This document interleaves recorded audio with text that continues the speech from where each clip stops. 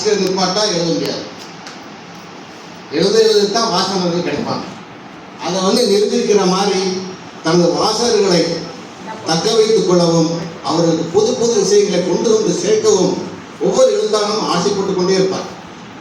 அதுக்கு நம்ம இருந்த நமது எழுத்தாளர் இடைநிலவும் முக்கியமானவர். ஏன்னா அவர் ஆரம்ப காலத்திலேருந்து எழுத்து புத்தகங்களை வெளியிட்டு கொண்டே வருவார், எனக்கும் கொடுத்துட்டே வருவார், நானும் வாசிக்கிட்டே இருப்பேன். இப்போ என்னோடய வாசிப்பு ஆர்வம் கொஞ்சம் கூடியிருக்கு. இவர் ஆக்சுவலாக இடைநிலவனை உங்களுக்குலாம் ஒரு 25 வருஷம் தெரிஞ்சிருக்கலாம். நான் பிறந்திருந்து அவர் எனக்கு தெரியும், ஏன்னா அவரோட உறவினர் அண்ணன். சரியா? இந்த நூல் மனிதவளமே வெற்றி மூலதனம், அந்த நூல் இருக்கக்கூடிய ஒவ்வொரு நிகழ்வுக்கு அந்த எழுத்தில் சொல்லப்பட்ட ஒவ்வொரு விஷயத்திற்கும் என்ன நிகழ்வு பின்னிருந்து அவர் எழுதியிருக்கிறார், என்ன நிகழ்வை நினைவுபடுத்தி அவர் எழுதியிருக்கிறார் அப்படின்ற ஒவ்வொருதும் என்னால் உள்வாங்கிக் கொள்ள முடியும். ஏன்னா அவர் நிறைய தொழில்களை செய்திருக்கேன், பல இடங்களுக்கு போயிருக்கேன், தோல்விகளை சந்திச்சிருக்கிறேன் அப்படின்றதெல்லாம் சொல்லும்போது அதெல்லாம் எனக்கு தெரியும். ஒட்டுமொத்தமாக 25 வருஷங்கள் 30 வருஷங்களில் ஒவ்வொருத்தையும், ஏன்னா பள்ளி படிப்பிலிருந்து சென்னையில் இருக்கும்போது கூடவே தான் இப்போ இன்றைக்கி வரைக்கும். ஸோ அந்த மாதிரி அதை உள்வாங்கி எழுதும்போது நிறைய தோல்விகளையும் வெற்றிகளையும் சரிசரமாக ஒரு மனிதன் அனுபவத்தால் தான் எந்த ஒரு பக்குவத்துக்கும் வர முடியும். அனுபவம் தான் பக்குவத்தை உள்வாகும். இல்லைன்னா நம்ம ஒரு மனிதனாக இருக்க மாட்டோம். அது ஒரு இதில் சொல்கிற மாதிரி இப்போ சொன்னார்ல கண்ணதாசன் எல்லாத்தையும் நான் அனுபவிச்சிட்ட பிறகு தான் நான் புத்தி சொல்கிறேன், அது மாதிரி அடி வாங்கினதுக்கு தான் பரிசு அப்படின்னு ஒரு படத்தில் சொன்னார் இல்லையா? அந்த ஒரு இந்த மொழி இவர் எடுத்துக்கிற மொழி அந்த மாதிரி ஒரு மொழியும் அதில் இருக்கு. மொழியில் ரொம்ப கடினமான வார்த்தைகளை சேர்க்காமலும் இந்த மாதிரி கொலைக்கையில் நம்ம பேசுவோம்ல, ஒரு டீ கடையில் உட்காந்து பேசுவோம், ஒரு யோசனை டீ கடையில் எப்படி நம்ம பேசுவோம், எப்படி தோல் மேலே தோல் போட்டு ஒரு நண்பன் சொல்லுவான். ஒரு நண்பன் அவன்கிட்ட போனோடனே மச்சான் விட்றா அப்படின்னு சில இடங்களில் பேசுவோம். நம்ம ஊரில் என்ன பேசுவாங்க, சென்னையில் இருக்கும்போது அப்படி ஒரு வார்த்தை, அப்படி நம்ம ஊரில் என்ன பேசுவாங்க, அந்த மாதிரி ஒரு மொழிக்குள்ளே போயிருக்காரு. அதை தாண்டி இதில் என்னன்னா இந்த சில இதில் கோடிட்டு காட்டுவாங்க, ஒரு அடிக்குறிப்பு எழுதுவாங்க, இல்லை பல நூல்களை செய்வாங்க. உதாரணமாக சொல்லுவாங்க. இதில் ரொம்ப ஒரு முயற்சிக்குரிய விஷயம் என்னென்னா இந்த தர்மசாஸ்திரம், அர்த்த சாஸ்திரம், காமசாஸ்திரம் எதெந்தையோ இருக்குது, நிறைய புஸ்தகங்கள் இருக்குது, இதிகாசங்கள், புராணங்கள் அப்படின்னு கொண்டு போய் அந்த குப்பையெல்லாம் கொண்டு இதில் கொட்டாமல் சிம்பிளாக நம்ம தமிழில் எழுதக்கூடிய சின்ன சின்ன நூல்கள், திருமூலர் நூல்கள், இந்த மாதிரி திருக்குறள் நூல், எளிய நூல்கள்லேருந்து 4 விளக்கங்கள், எளிய நடைமுறையிலிருந்து 4 விளக்கங்கள். ரொம்ப பெருசாக போய் என்ன அதெல்லாம் நீங்கள் பார்த்தீங்கன்னா அர்த்த சாஸ்திரம்னு ஒன்று இருக்குது, அதில் சில குறிப்புகள்லாம் இருக்கும். அதெல்லாம் பார்த்தீங்கன்னா நம்ம மனு நீதி ஒன்று இருக்குது. அப்புறம் ஒருத்தர் போதனை சொல்லுவார், போரில் போதனை சொல்லுவார், இவனை அடி அவன் அடி. இதில் இன்னொரு விஷயம், எல்லாமே நேர்மறை தன்மையுடையதாக இருக்குது, எதுவுமே எதிர்மறை தன்மையில இல்லை. எதிர்மறை தன்மைன்னா அடுத்தவன் தவிர்த்தது எப்படி, முதல்ல குத்துறது எப்படி, இப்படி சில புக்குகள் எழுதியிருப்பாங்க. அதாவது நீங்கள் எப்படி பணக்காரனாவது எப்படி, பெரிய அரசியல் தலைவராகிறது எப்படி, ஒரே நாளில் 10 நாளில் பணக்காரனாக இப்படிலாம் புக் எழுதுவாங்க நிறைய பேர். அதில் பாதி என்ன சொல்லுவாங்கன்னா எப்படி அடுத்தவங்க தவிர்க்கிறது, இந்த மாதிரி நிறைய விஷயங்கள் இருக்குது. போர்க்கலை பற்றி எழுதியிருப்பாங்க, நிறைய இருக்குது, போர்க்கலை புத்தகம் நிறைய இருக்குது. ஒரு நாள் 1 ரூபா சேர், 2வது நாள் 2 ரூபாயா சேர், 3வது நாள் 4 ரூபாயா சேர், 8 ரூபாய் சேர் எங்கள் மூலமாக எழுதி வச்சுருப்பாங்க. அந்த மாதிரி சேர்த்து யாரும் பணக்காரன மாதிரி யாரும் சொன்னதே கிடையாது. ஆனால் நூல் விற்றுருக்கோம், ஆனால் வாங்கி படித்தவங்க சக்ஸஸ் ஆகிருப்பாங்கன்னு சொல்ல முடியாது. ஸோ அந்த மாதிரியான ஒரு அதாவது கற்பனை வளத்தை கொண்டு இதில் திணிக்கிறேன். எளிமையான சொற்களை, நமக்குள்ளே இருக்கிற சொற்களை தான் இதற்குள்ளேயே கொண்டு அது வாழ்வின் அனுபவங்களை ரொம்ப தோழமையோடு சொல்லக்கூடிய விஷயங்களை சொல்லியிருக்காரு. அது ஒரு அந்த நேர்முறை தன்மை தான் இந்த புத்தகத்தில் மிகப்பெரிய ஒரு இதாக நம்ம பார்க்க வேண்டியது. இதில் நிறைய இடங்களில் நிறைய அந்த உதாரணங்களை சொல்லும்போது நம்ம யாராவது நம்ம அந்த உதாரணங்களை யாருக்காவது நம்ம சொல்லியிருப்போம், நம்ம உறவினர்கள் பேசியிருப்போம், நம்ம நண்பர்கிட்ட பேசியிருப்போம். அந்த மாதிரியான விஷயங்கள் தான் இதில் சொல்லியிருக்கோம். ஒரு மாணவனுக்கும் சொல்லலாம், இல்லை ஒரு உறவினருக்கும் இதை சொல்லலாம், ஒரு நண்பருக்கும் சொல்லலாம். ஏன்னா வார்த்தை எளிதாக இருக்கும்போது ஈஸியாக அவங்க எடுத்துப்பாங்க. அந்த மாதிரி எழுதியிருக்காரு. அது மாதிரி சில இதில் பார்த்தீங்கன்னா அழைப்பு சொற்கள் பார்த்தவங்க எல்லாரையுமே ஒரு அதிகார தோரணையோட நிறைய பேர் அழைப்பு. நான் இப்படி இருக்கேன், எனக்கு கீழே இருக்கா, இவருக்கு இப்படி ஆகும். இந்த அதிகார தோரணை, அதிகார மட்டங்கள் அதையும் நம்ம தவிர்த்து ஒருத்தரை அழைக்கும் போது உரிய மரியாதை கொடுத்து அழைக்கணும். இப்போ மரியாதைன்னு இப்போ 5வது படிக்கிற பையன் காலேஜ் படிக்கிற பையன் ப்ரோ ப்ரோ அப்படின்ற ஒரு வார்த்தை. இப்போ மிஸ்டர் ஜென்டில்மேன் அப்படிலாம் நிறைய வார்த்தைகள் இருக்குல்ல. நாங்கள் மருத்துவரில் பொதுவாக வந்து ஸ்டாஃப் சிஸ்டர்னு சொல்லுவோம். அது ஒரு மரியாதைக்குரிய ஒரு அழைப்பு வார்த்தை. அந்த மாதிரி பொதுவான அழைப்பு வார்த்தைகளை நம்ம பயன்படுத்தக்கூடிய ஒரு இது. அடுத்து வந்து மன்னிப்பு கேட்பது, அதாவது சாரி கேட்டு நிறைய குடும்பத்தை ரன் பண்ணுறவங்க நிறைய பேர் இருக்காங்க. சாரிக்குள்ளேயே வந்து ஓடிடும். ஒரு சாரி எடுத்து கொடுத்து முடியலைன்னா அது சாரியாலே சமாளிக்கிறவங்க நிறைய பேர் இருக்காங்க. சரியா? இவர் அந்த மாதிரி நேரங்களில் எப்பயுமே இவர் அந்த குறிப்பில் வந்து எந்த ஒரு விஷயத்தையும் ஒரு பொருளாக சமாளிக்கணும். யாராவது இருக்கான அவருக்கு பரிசு கொடுத்து சமாளிக்கணும். பரிசு கொடுத்து புகழ் பேசி அவரை வந்து உயர்த்தி விடணும். அவரோட நட்பு கொள்ளணும். அவரோட நம்ம வியாபாரத்துக்கு தன்னை அவரை வந்து உட்படுத்தணும் அப்படின்ற ஒரு வார்த்தையை எழுதவே இல்லை. சொல்றது புரியுதுங்களா? அதாவது ஒரு பரிசு கொடுத்து ஒரு பெரிய அதிகாரியை நம்ம கூட கொண்டு வந்துடுறது, நம்ம கீழே கொண்டு வந்துடுறது, அவர் நம்ம சொல்ற மாதிரி கேட்டுக்கிறது வச்சுக்கிறது அப்படி இல்லை.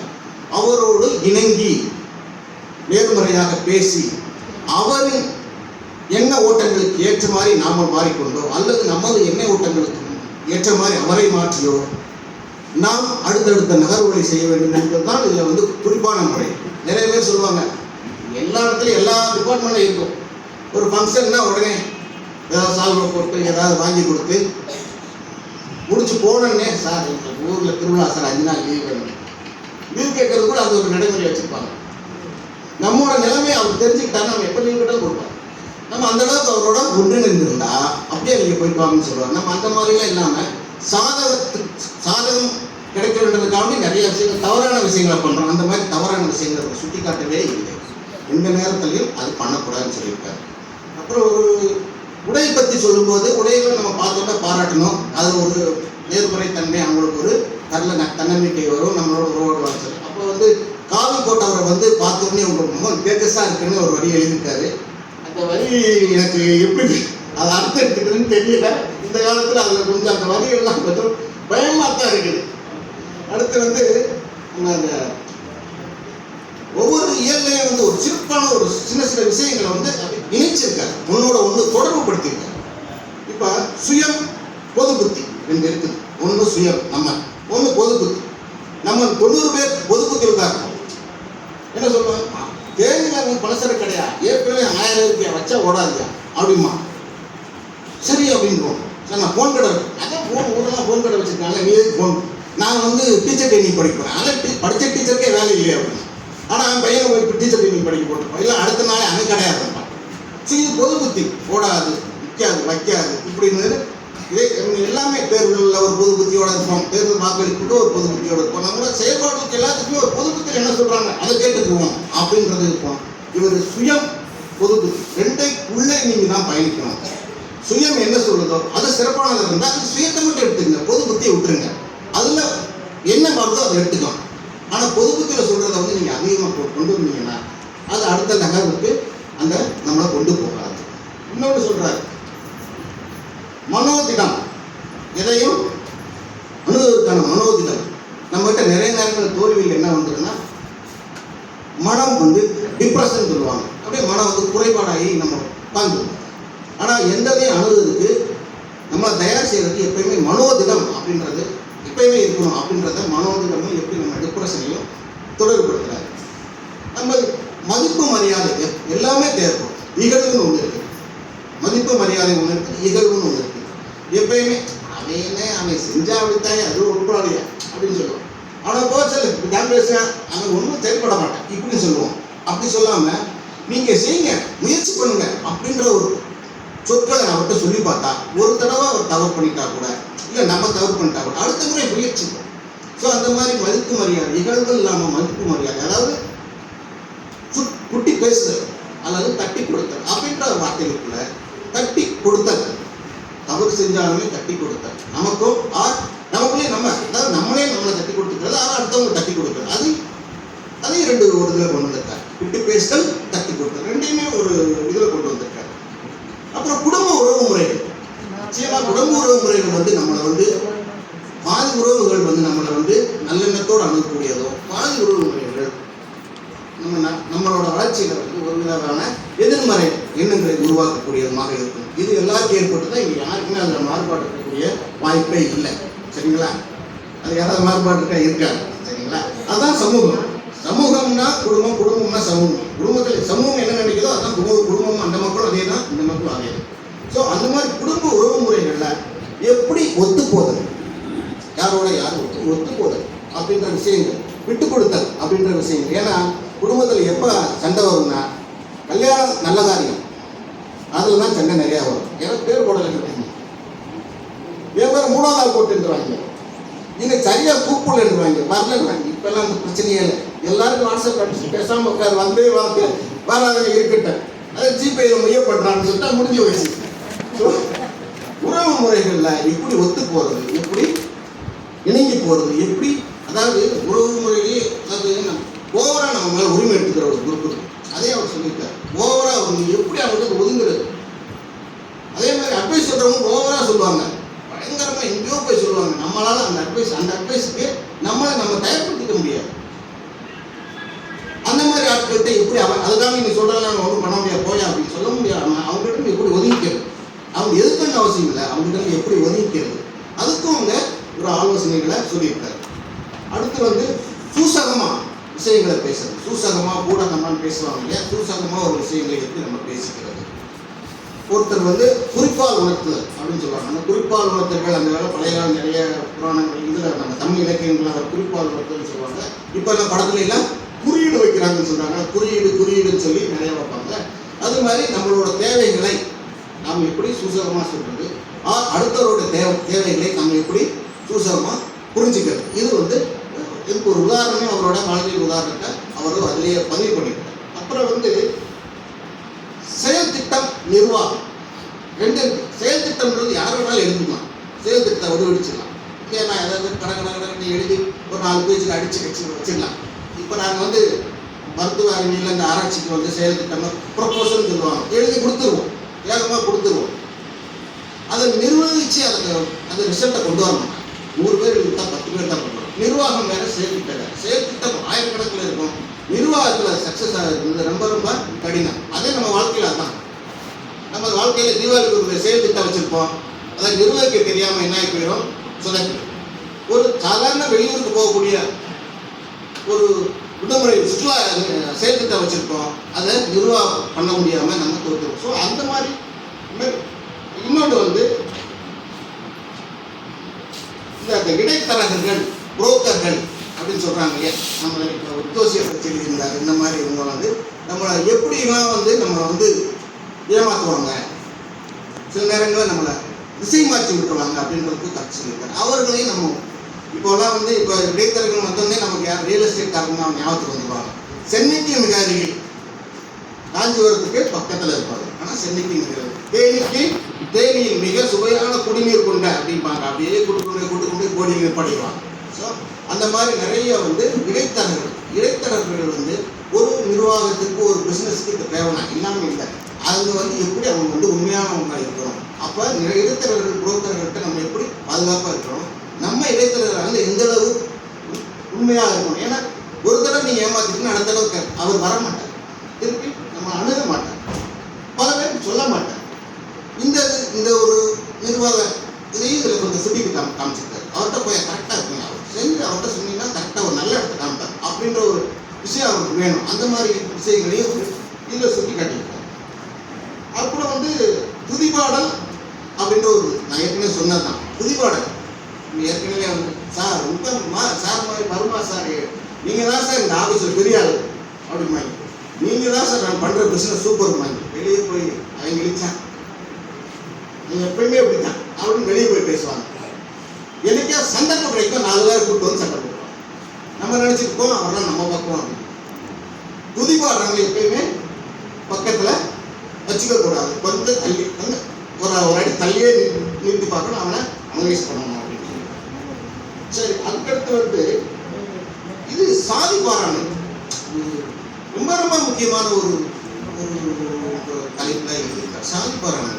இப்போ அது சாதி பாராமைன்னா எழுததான் முடியும், நம்மளால் அதை செயல்படுத்தவே இந்த சூழலில் முடிகிறதே இல்லை. அரசாங்க ஊழியர்லேருந்து சாதாரண தொழிலாளர்லேருந்து எல்லாருமே அதுக்குள்ளே சிக்கிட்டு நம்ம பயங்கரமாக உழந்துட்டு இருக்கோம். இப்போ நம்ம நமக்குள்ளேயே இந்த நம்ம ஆங்கிலேயர் வந்தாங்க, அதுக்கு முன்னாடி அவங்க வந்தாங்க, இவங்க வந்தாங்க, இப்படி எல்லாத்தையும் நம்ம சொல்லும்போது நமக்குள்ள இருக்கக்கூடிய இந்த பிரிவினை தான் அதுக்கு வந்து ஒரு பெரிய ஒரு காரணம். அப்படியே பிரிஞ்சு பிரிஞ்சு பிரிஞ்சு பிரிஞ்சு ஒன்று சேராமே இருக்குது. சாதி பாராமை அப்படின்றது இப்போ நான் கடை வச்சா என் சாதி தான் வந்து வாங்கணும்னா நாளே நல்லா கூட்டிகிட்டு போவோம் அப்படின்னா, நான் வாத்தியாரானா எனக்கு ஒரு எங்கள் இதுதான் பள்ளிக்கூடம் இருக்கணும்னா நான் எனக்கு வாத்தியார் வேலையும் கிடைக்காது, ஒன்று வேலையும் கிடைக்காது. அதே மாதிரி நான் வந்து இப்போ டாக்டராக இருக்கேன், எனக்கு வந்து என் வேலை தான் வரணும்னா முடியாது. ஸோ எந்த ஒரு விஷயத்தையும் சாதி பாராமை, சாதி மதம் இதையும் நம்ம பார்க்க மாட்டோம் அப்படின்ற ஒரு கருத்து வந்து இன்றைக்கு தேவையான கருத்து. இன்றைக்கு மதம் சாதி பார்க்க நம்ம தமிழகத்துக்கு இந்தியத்துக்கு தேவையான கருத்து. அதுவும் ஒரு ஒரு இது போட்டிருக்காரு. பணி பாதுகாப்பு இன்னைக்கு அது வந்து நீங்கள் தொழிலாளர் அந்த இதில் வந்து பணி பாதுகாப்பு யாருக்குமே இல்லை. நம்ம வந்து அரசாங்கம் கூட இருக்க சில பேருக்கு இருக்கலாம், இருந்தாலும் கூட ஒரு உயராக நினைச்சா நம்மளை வந்து ஒரு 70 கொடுத்துருவார், நினைச்சா மாட்டி விட்டுருவார், அது வாய்ப்பு இருக்கு. ஆனால் நம்மளை விட ஐடி கம்பெனி 1.5 லட்சம் வாங்குறாங்க, 1.5 லட்சம் வாங்குறாங்கன்னா நம்ம பேசுவோம். ஆனால் அவருக்கு பதிக்க பாதுகாப்பு இருக்காது. ஒரு மில் தொழிலாளி அவருக்கு பணி பாதுகாப்பு இருக்காது. எப்படி விவசாயம் செய்யறவங்களுக்கு அவங்களோட வருமானத்துக்கான ஒரு பாதுகாப்பு இல்லையோ அதே மாதிரி பணி பாதுகாப்பு நமக்கு இருப்பாரு. என்னைக்கு பணி பாதுகாப்பு சரியாக வருது அன்னைக்கு தான் அந்த தொழிலாளியோ அந்த ஊழியரோ சரியாக வேலை செய்வார். அதுக்குரிய இதை வந்து எப்படி செய்யணும் அப்படின்றத அவர் ஒரு வாழ்வியல் எடுத்துக்காட்டோட விளக்கியிருக்கார் அவரோட வாழ்வு அனுபவங்களை பணி பாதுகாப்பு. அடுத்து வந்து அகங்காரம், ஆணவம், ஈகோ, அதை பற்றி ஒரு பேசியிருக்கார். நிச்சயமாக நம்மள எந்த ஒரு அதிகார பதவிக்கு போறவங்க அல்லது பொருளாதாரத்தில் முன்னேறவங்க, சமூக அந்தஸ்துக்கு மேலே போறவங்க எல்லாருக்குமே முதல்ல வந்து உடம்போட ஒட்டிக்கிற ஒரே விஷயம் வந்து அந்த அகங்காரம், ஈகோ. நேற்று வரைக்கும் நல்லா இருந்திருப்பார். டேபிளை திருப்பி போட்டு, அதாவது அந்த பக்கம் அசிஸ்டன்ட் ப்ரொஃபஸராக இருப்பார், டேபிளை திருப்பி போட்டு ப்ரொஃபஸராக பார்த்தோன்னா அவருக்கு என்ன வந்துடும்? ஈகோ. நம்ம அந்த மாதிரியான மக்கள் நிறைய இருக்கும். நம்மளே மாறிடுவோம், அது மாற்றிடும். அந்த நேற்று வரைக்கும் நல்லா தான் நான் எது சொன்னாலும் கேட்பாங்க, இன்னைக்கு கவுன்சிலர் ஆன பிறகு திரும்பி பார்க்க மாட்டேங்கிறீங்க சொல்கிறோம்ல. இந்த துண்டை போட்டு ஏறிட்டா அந்த அகங்காரம் இருக்கும். அந்த அகங்காரத்துக்கு உச்சியில் இருந்தவங்க என்றைக்குமே கீழே இறங்க மாட்டாங்க. இன்னைக்கு இறங்க அவங்க இன்னுமே இறங்க. அதனால தான் இந்தியாவில் இவ்வளோ பிரச்சனைகள் வருது. அந்த ஈகோ அகங்காரத்தை விட்டு கொடுக்காம எல்லாருமே வாழ்ந்துருக்காங்க. அதையும் அவர் தெளிவாகவே சொல்லியிருக்காரு. அப்புறம் வந்து விழிப்புணர்வோடு இருக்குது. அதுக்கும் எப்படி விழிப்புணர்வோடு இருக்கும்? அதாவது நம்ம என்னதான் செஞ்சுக்கலாம், எப்படியும் எதிர்பாராதங்கள் சொல்லுவோம். நம்ம தன்னம்பிக்கையோட நிறைய விஷயங்கள் ஆரம்பிச்சுட்டோம், போயிட்டு இருக்குது. நம்மளோட பிஸ்னஸாக இருக்கட்டும், கல்வியாக இருக்கட்டும், சொந்த தொழிலாக இருக்கட்டும், நம்மளோட இப்போ நம்ம இது மனித வளத்தில் நம்ம வந்து ஒரு பிஸ்னஸ்லாம் செய்யணும்னு அவசியம் இல்லை. இவர் வந்து நம்ம ஒரு குறிப்பிட்ட விதம் மட்டும் சொல்லாமல் ஒரு ஆசிரியராக இருந்தால் என்ன பண்ணலாம், ஒரு தொழிலாளியாக என்ன பண்ணலாம், ஒரு பிஸ்னஸ் பண்ணுறவராக இருந்தால், ஒரு ஊழியராக இருந்தால் ஒரு அவங்களுக்கும் என்ன மாதிரியான அணுகுமுறை இருக்கணும் அப்படின்ற மாதிரி அதையும் தெளிவாகவே பேசியிருக்காரு. கடைசியாக மனிதனை எப்படிங்க உங்களுக்கு நீங்கள் சரி சக்ஸஸ் பண்ணுறீங்க இல்லை தோல்வி விடுறீங்க இல்லை, அதெல்லாம் எந்த காலத்துலையும் மனிதநேயத்தை வந்து விட்டு கொடுத்துறாதீங்க அப்படின்ற ஒரு கட்டளையும் அதில் இருக்கு.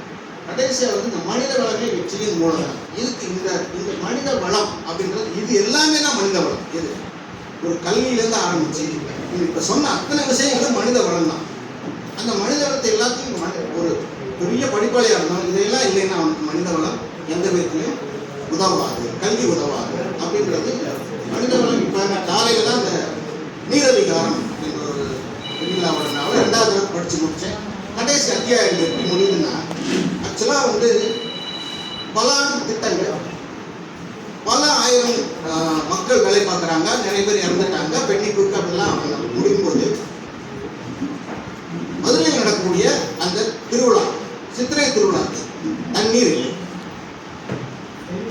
அப்போ இந்த தண்ணீர் தான் அங்கே போகிறோம். அப்படிதான் அந்த கதையோட முடிவுகள் கடைசி 2 அத்தியாயங்கள். அங்கே அழகர் கோயிலில் நூபுர கங்கைன்னு ஒரு தீர்த்தம், அந்த தீர்த்தமே வச்சிருச்சு. அதில் வசனம் வருது. அவங்க அந்த நூலாசிரியர் பற்றி சொல்லி அவர் நல்ல அழகரே கைவிட்டுட்டாரா அப்படின்னு எழுதியிருப்பாங்க. அழகரே கைவிட்டுட்டாரான்னு எழுதியிருப்பாங்க. தண்ணீர் பற்றினோன்னு அடுத்ததில் வந்து இதை வந்து ஏற்பாடு பண்ணி கரெக்டாக அந்த நேரத்தில் எங்கே போய் சேர்ந்துடும், தண்ணி அங்கே போய் சேர்ந்துடும். அது ஆண்டவனுக்காக நடத்தக்கூடிய விழா. ஆனால் ஒரு 9 ஆண்டுகால மனித பழம் அங்கே போய் அந்த அழகர் ஆற்றுல இருக்கு தனியாக நிற்குது. மனித வளமே அந்த கட்சியின் மூலதனம் இருக்குது. அந்த கதையில் இருக்கிற மாதிரி நம்ம மனித வளங்கள் ஒன்றாக இணையும் பொழுது, அது நல்ல விதமான ஒரு சிந்தனையோடு இணையும் பொழுது வெற்றி நம் கைகொள் வரும். அது ஒவ்வொருத்தரும் தனிப்பட்ட முறையில் சிறந்த வாழ்வை எதிர்காலத்தை அளிக்கும் என்பதுதான் இந்த கையோட ஒரு சாராம்சம்.